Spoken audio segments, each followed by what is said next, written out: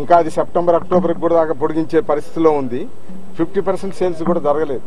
అందువల్ల రైతులు అది క్రాప్ క్వాలిటీ లాస్ కావడం, వెయిట్ లాస్ కావడం, ఆ విధంగా చాలా నష్టపోయే పరిస్థితులు ఉన్నాయి.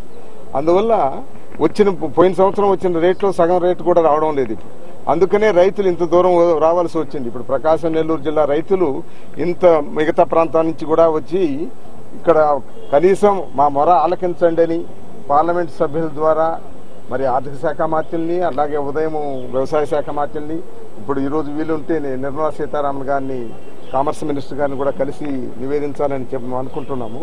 అందువల్ల చాలా నష్టపోయే పరిస్థితిలో ఉన్నారు.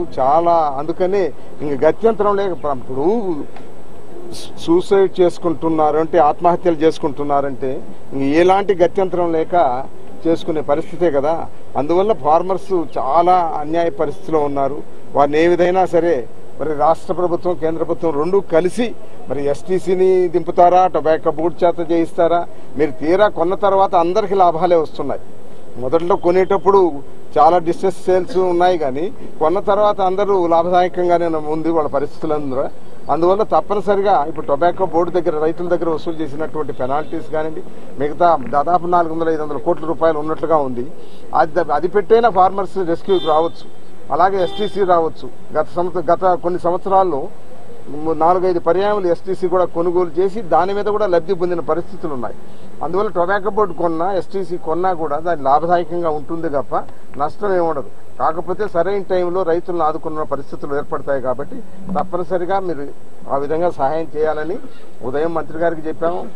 మరి వ్యవసాయ శాఖ మంత్రి గారికి, ఇప్పుడు మరి ఆర్థిక శాఖ మంత్రి వారికి కూడా చెప్పడం జరిగింది.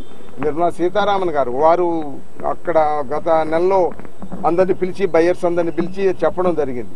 ఆమె దగ్గర ఒప్పుకున్నటువంటి రేటు కూడా ఇప్పుడు ఇవ్వకుండా ఇబ్బందులు పెడుతున్నారు. లో గ్రేడ్కి అయితే 50 రూపాయలే ఇస్తున్నారు. మరి అన్యాయం. అప్పుడు ఒప్పుకున్నది 60 నుంచి 67 రూపాయల దాకా ఒప్పుకున్నారు. అలాగే మిడిల్ గ్రేడ్కి 97 నుంచి 105 రూపాయలు ఒప్పుకున్నారు. అది 90 రూపాయలు కూడా ఇవ్వడం లేదు.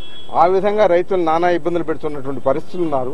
మరి కామర్స్ మినిస్టర్ గారి దగ్గర ఒప్పుకున్న తీరు పద్ధతిలో మరి 6 రేట్లైనా ఇచ్చి కొనమని కూడా మేము అడుగుతున్నాం. సీతారామన్ గారిని మరొకసారి కలిసి అందరూ రిప్రజెంట్ చేసి వారికి కూడా విన్నవిస్తాం. తప్పనిసరిగా కేంద్ర ప్రభుత్వం టొబాకో ఫార్మర్స్ రెస్క్యూ వస్తుందని ఆశిస్తున్నాం. వాణిజ్య శాఖ మంత్రి ఏమైతే అన్నారో అది తప్పనిసరిగా కేంద్ర మంత్రి ఏం మాట్లాడారు?